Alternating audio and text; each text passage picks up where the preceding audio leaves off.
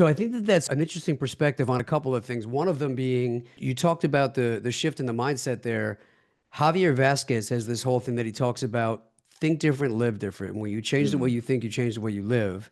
And I Hmm. think the shift in perspective I've heard you talk a lot about as far as whether it's a jujitsu guy, a fighter, a business owner, a brander, whatever you're trying to do, it's that fear and that anxiety of what if I get beat up? What if I can't do this? And that whole cliche about fear and anxiety has killed more dreams than failure ever has. I heard you do a podcast that I thought was absolutely unique and incredible about handling stress and anxiety as basically a human, but like anybody listening to this as a fighter or a business owner. And you said so many interesting things that you went over. I think it was like 8 principles of them. And there was some things I've never even heard before, which if you don't bring it up, I'll touch on it. But talk a little bit about that because again, even at this stage, being the big, strong, successful, confident guy you are, I think people think at some point that fear and that anxiety goes away. And I tell everybody, for me, it never has. Like I've just gotten better at Hmm. not letting it control me. And it's a little voice on my shoulder that I've gotten better at shutting up faster. Whereas like my dad, the batteries on the remote dies and he's in a bad mood for 3 months. You know what I mean? Like Yeah, I yeah, still have that in yeah. me, but I get better at being like, no, you know what I mean? And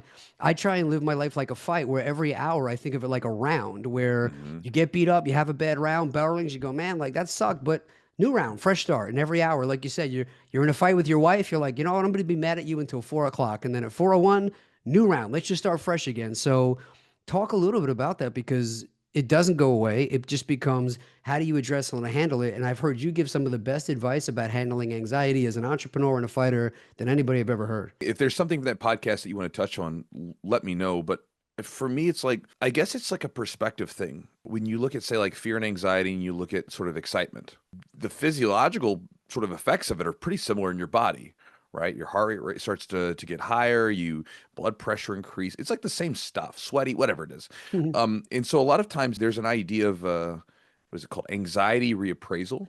And it basically means like the way that you perceive the situation to be determines whether or not you're going to perceive this as like fear and anxiety or excitement. Again, because you could go into it with like, okay, let's just say something that maybe everybody sort of relates to, right? Like, let's say, we'll not say a fight. We'll say like you're getting ready to go on a date. You got this really attractive person that you're going on a date with. You could go into, oh, what if she doesn't like me, or what if he doesn't like me? And you start going through this thing, or you go, man, I am so excited to like talk to this person. She's like super attractive, whatever. You can go into it from two different places. The physiological response is the same in your body, but the way that you have perceived the situation to be completely different, and it'll shape the way that you go into it. Fear can be one of those things that can fold you, but it can be a really powerful motivator. I mean, I don't know about you, dude, but like fear more than anything else will just light a fire under your ass more than anything else. You know, I remember when I'd be getting ready for fights, or even now if I'm getting ready for a competition, there's a little bit of fear there because, I don't want to go and look bad. I don't want to go out Yeah. and not perform well. I mean, if I lose, I lose. It's not a big deal. I lost a match recently, and I mean, I just got up and shook the guy's hand. Good job. Ain't no big deal, right? Like, it's not the first time I've lost, but I don't want to go out and underperform for myself. So I was like, there's a fear for that. And back in the day when I was fighting, it was like I didn't want to get my face caved in. So there was a real fear there.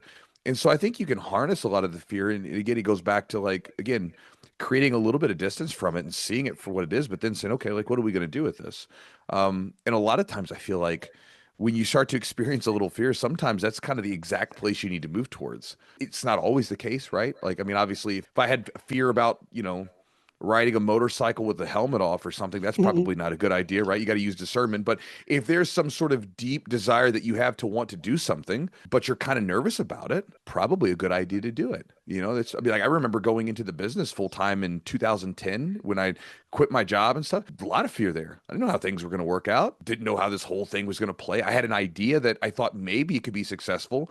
But again, like I remember the first day, like doing it, and actually the first day of being full time, it was exciting, but at the same time, I was like nervous because you're like, I'm not making much money. Like, how am I going to pay the bills? I don't know. We'll figure it out. And so I think a lot of times there's that too. But I guess from when you've been doing the stuff that we've been doing, like whether it be jujitsu, business, fighting, fear just doesn't have the same level of control over you. It's like you notice it and you're like, yeah, okay, it's back. So what? Like, it's not going to stop me from doing what I want to do. It's like I notice it and that's it, right? Like, and like you said, you get better at dealing with it and you get better at controlling it so that it doesn't control you.